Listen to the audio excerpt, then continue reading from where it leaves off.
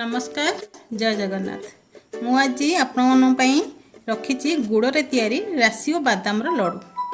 तेबे चलते देखि नबा। प्रथमे मु गोटे कप राशि को नहीं, गोटे कप मु नहीं बादाम, घी नहीं मु 2 चम्मच, गुड़ नहीं मु गोटे कप। चूल्हा ऑन करी गोटे पैन को बसाई नबा। से गोटे कप राशि को पकई भाजी नबा।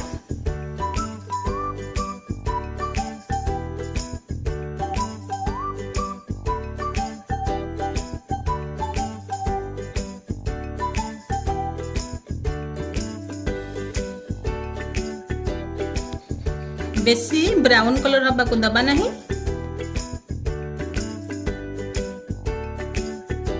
गोटे प्लेट को बाहर कर दबा।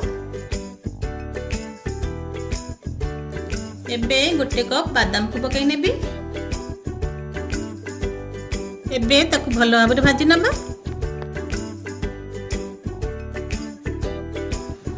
भाजी सारिबा परे ताकू गोटे प्लेट को बाहर कर दबा।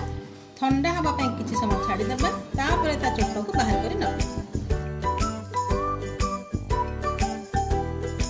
एबे पैन रे मु गोटे चम्मच घी को पकाई नेली।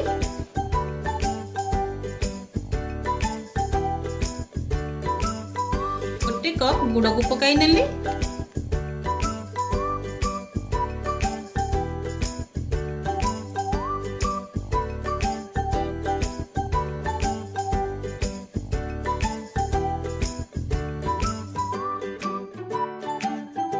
घीरे गुड़ को भल भाव में मिसाई नबा। ताकू फुटिबा को छाड़िबा।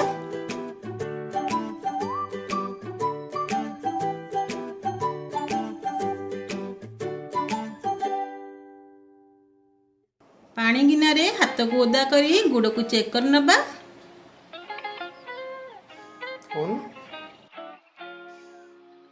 एबे हमर गुड़र पाग हो गलानी। हाफ चम्मच गुजराती पाउडर को पकाई नेली।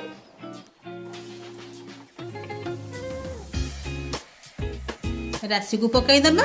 तापरे बादाम को पकाई नबा।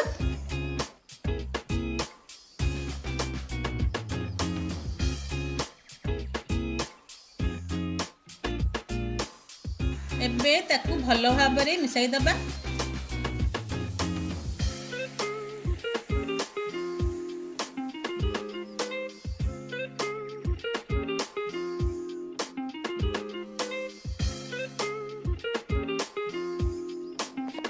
एबे हमर पाग हो गलानी। चूल्हा को ऑफ कर नबा।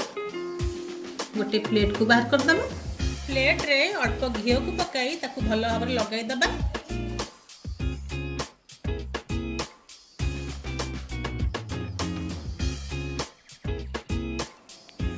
हाथ रे अल्प घी को लगाई लडू को भलो भाव में गोल गोल साइज रे करि नबा। गोटे प्लेट रे रखि दबा।